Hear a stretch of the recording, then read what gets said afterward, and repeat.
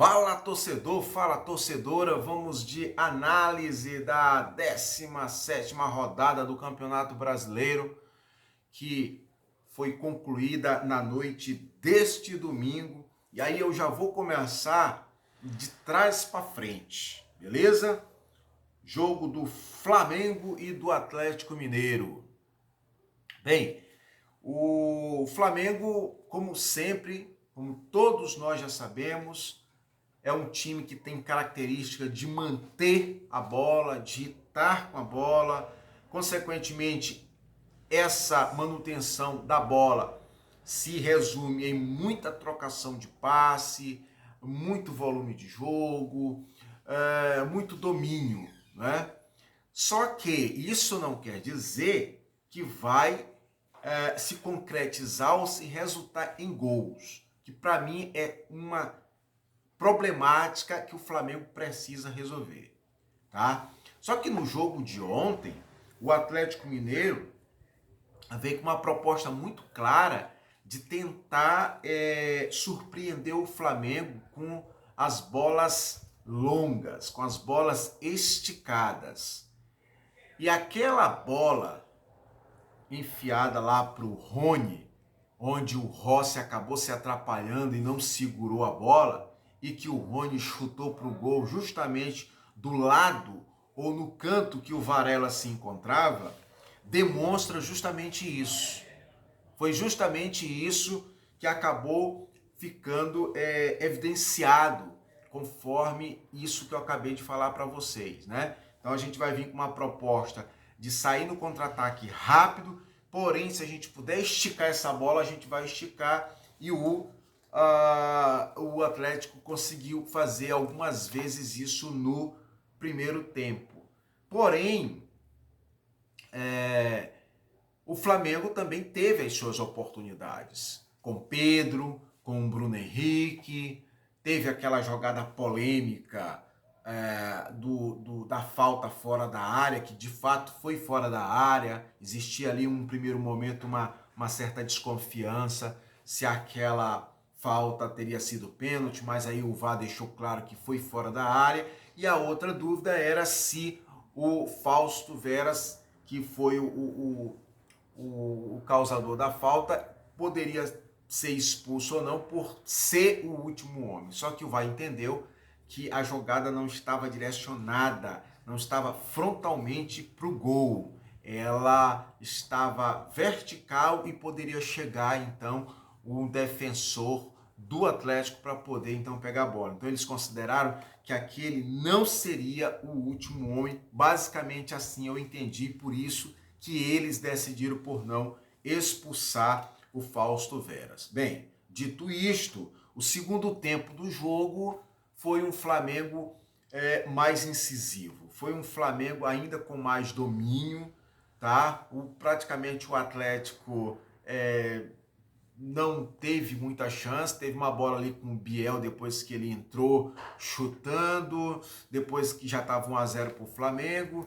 E falar em 1-0, uma das armas que está sendo muito pertinente ao time carioca é a bola parada, né? A bola parada está sendo uma arma muito preciosa para o Flamengo. Assim foi contra o Fluminense, assim foi contra o Bragantino e assim foi contra o Atlético Mineiro. Não é isso? A testada do senhor Léo Ortiz depois do cruzamento, através da falta que o senhor Luiz Araújo coloca na cabeça dele, é um verdadeiro chute, né? Você vê que a bola foi na mesma direção do goleiro, do Everson. Mesmo assim, ele não conseguiu ter a reação necessária para poder defender. Ou seja, Flamengo ganha o jogo e o Flamengo vai para a liderança do campeonato. Ou seja, o Flamengo volta para a liderança do campeonato. E esse foi apenas o primeiro jogo dos 3 entre Flamengo e Atlético, porque quinta-feira e na outra semana vai ter os jogos da Copa do Brasil, virando a chave então, né? Bahia 3, Juventude 0. Bahia comendo pelas beiradas, como quem não quer nada, ninguém fala do Bahia. O Bahia tá aí, 3-0 em cima do Juventude. Juventude é aquele time que a gente já está falando aqui há um bom tempo. Vai ser uma luta para não cair, literalmente.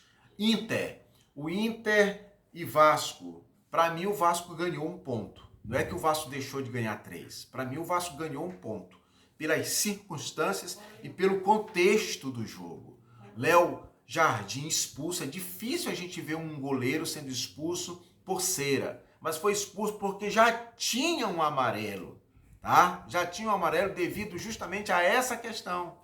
E aí o árbitro lá já sinalizando para ele, já tinha ido lá, conversado com ele, já tô com dor.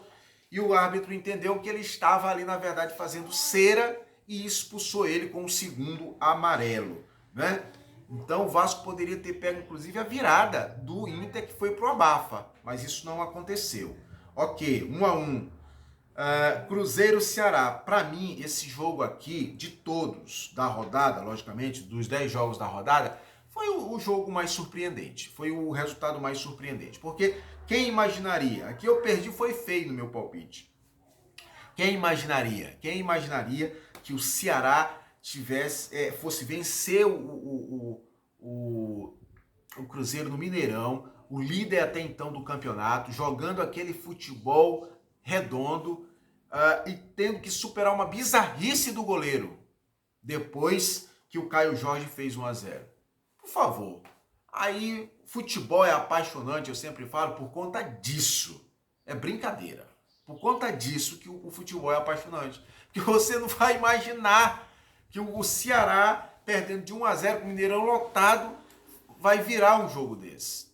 Né? E vai lá e consegue. Essa vitória do Ceará decretou a perda da liderança do Cruzeiro com a vitória do Flamengo. Você vê como é que são as coisas. Pois é. Eu diria para ti que esse jogo aqui, eu posso estar errado, tá? Que essa derrota do Cruzeiro é o que a gente pode considerar de acidente de percurso. Assim, nesse momento eu vejo dessa forma. Para o Ceará fica o desafio de manter essa tocada, né? Para o Ceará fica esse desafio. É manter essa pegada aí, né? Porque não adianta perder do Mirassol dentro de casa e ganhar do Cruzeiro fora. E aí depois vir de novo e perder. Vai jogar com o Flamengo a próxima rodada. E aí? Vai ganhar de novo? Pois é. Futebol é futebol.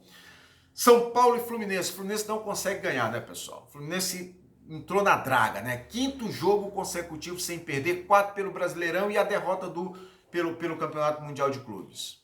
Não consegue desabrochar o Fluminense. Mesmo os jogadores, mesmo o técnico, mesma comissão, e o time empancou. Incrível. São Paulo jogando seu feijãozinho com arroz, comendo ali pelas beiradas, indo devagarinho, tenta ali ganhar fôlego para ver se passa a ser aquele time que de fato, quando alguém for jogar com ele, opa, peraí, é o São Paulo, alto lá, não é? É isso. Crespo tá aí começando um trabalho que a gente espera que dê fruto. Palmeiras confirma o seu favoritismo contra o Grêmio, apesar de um placar magrinho, mas o Palmeiras confirma o seu favoritismo contra o Grêmio. O Grêmio não consegue jogar, o Mano Menezes não consegue fazer esse time desabrochar. O Palmeiras não tem nada a ver com isso, foi lá 1-0. Foi para a 3ª posição, 32 pontos. Sport 2, Santos 2. Neymar não vai conseguir levar o tempo todo o Santos nas costas. O Sport não consegue vencer. O Sport não consegue emplacar uma vitória. Incrível. Esse aqui é outro que vai lutar contra o rebaixamento e já já eu posso estar dizendo que é o primeiro time rebaixado.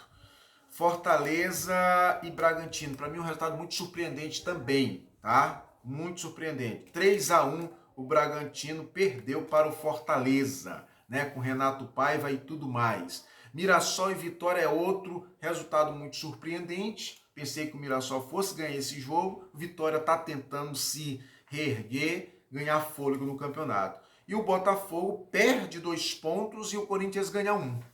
Assim eu vejo esse jogo entre Botafogo e Corinthians. Botafogo joga pra caramba no primeiro tempo, não mata o jogo, volta pro segundo tempo achando que vai conseguir segurar o resultado. Não, o Corinthians volta mais incisivo, vai lá e empata Então, para mim, o Corinthians ganha um ponto e o Botafogo perde 2. É a minha concepção, é a minha visão. Abraço e até a próxima, pessoal!